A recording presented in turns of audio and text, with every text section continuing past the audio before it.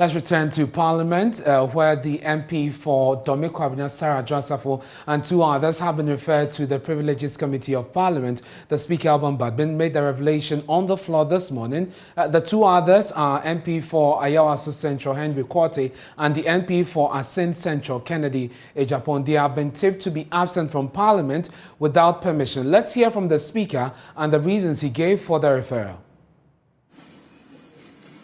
In India, for example, if a member fails to attend meetings of the Lok Sabha for a period of 60 days or more without the Assembly's authorization, his or her seat may be declared vacant.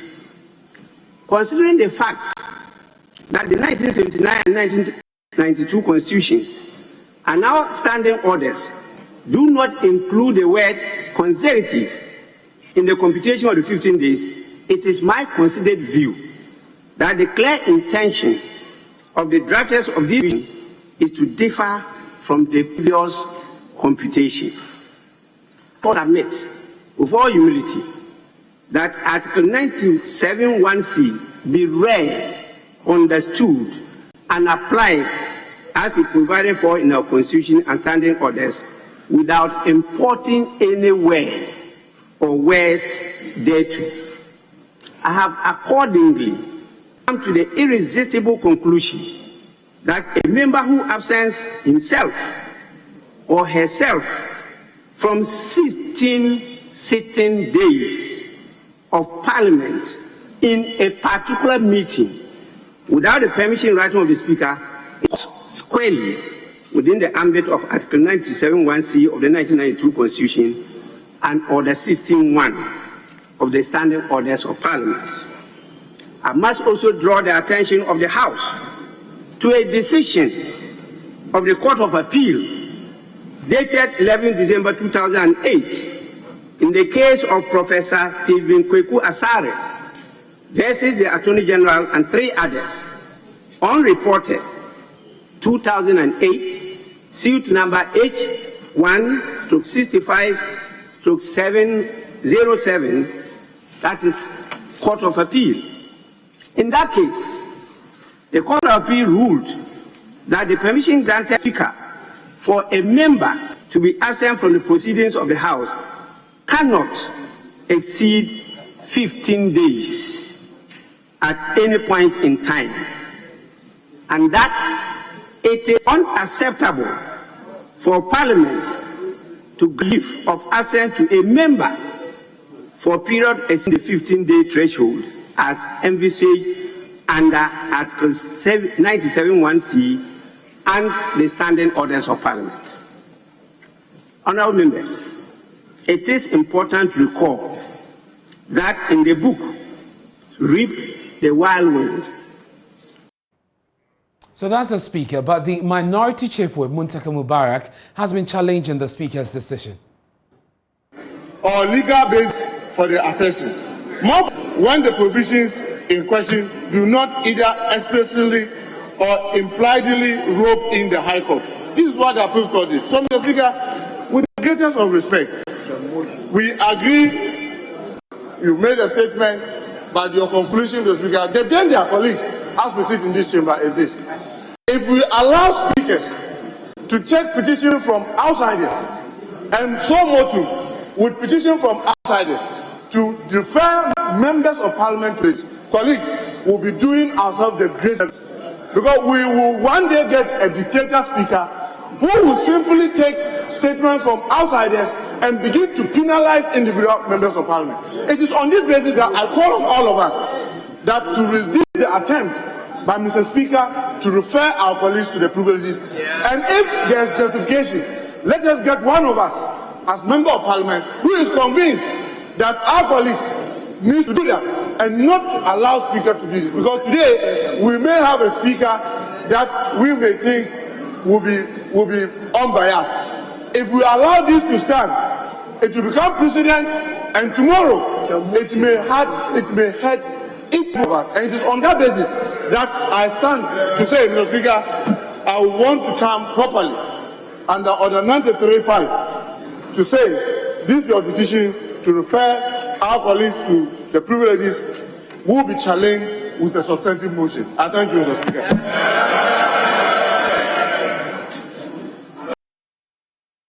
So this has definitely generated a lot of debate on the floor of Parliament, both sides responding, reacting to the Speaker's decision. We'll head to Parliament shortly, but even before then, this morning, the Member of Parliament for Tamale North, Alhassan Suhuyini, urged the President to remove the Dominic-Kwabena MP as Minister for Gender and Social Protection, which would then have some effect on her position in that ministry as well as in government. We'll be hearing from him shortly, but let's go live to Parliament now and speak to Kwesi Parker-Wilson, who is our man there monitoring proceedings for us.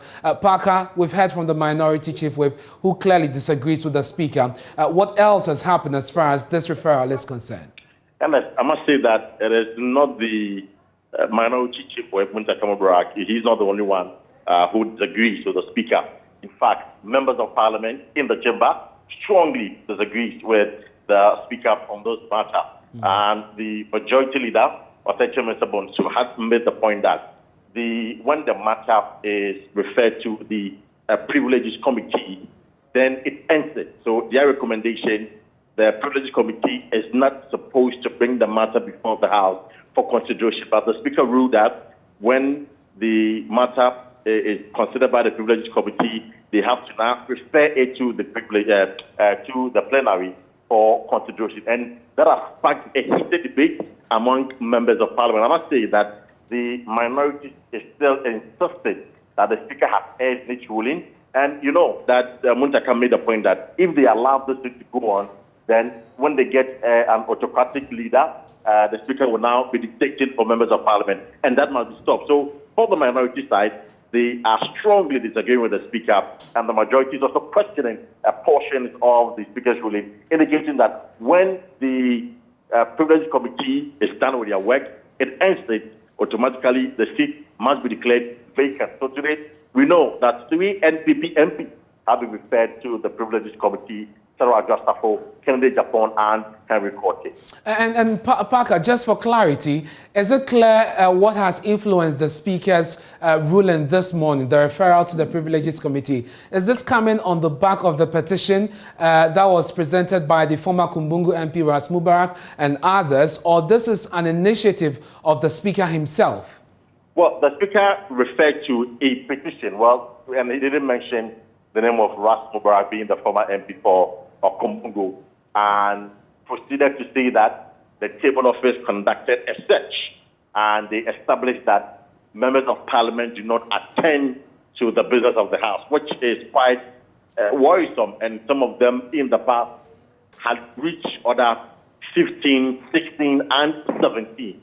And so for him, he's making the point that going forward, they will comply strictly with the law. So it was based on this, the survey, and the petition from whoever, because they didn't mention the name of the person who brought the petition, and also cited civil society organizations who are also interested in the attendance of members of Parliament in the House. Is the reason he made a formal communication. And I must say that the standing orders gives the Speaker of Parliament the opportunity. If you look at Order 12, it gives the Speaker the opportunity to read formal communication to the members of the House. So he came to the chamber this morning with his formal communication, which largely centered on absenteeism, and subsequently relied on the various provisions in the standing orders as against that in the Constitution, and also procedures and practices elsewhere outside the jurisdiction. And he mentioned the UK and some other areas. So these were some of the things the Speaker dwelled on to rule that the 3 MPs should be referred to the Privileges Committee because they have reached the standing orders, particularly Order 17, which indicates that if you absent yourself for more than 15 sessions without permission from the Speaker, your conduct should be referred to the Privileges Committee, and subsequently your seat must be declared vacant. Parker, this has just started. We'll return to you when there's a development on this. Thank you for the update.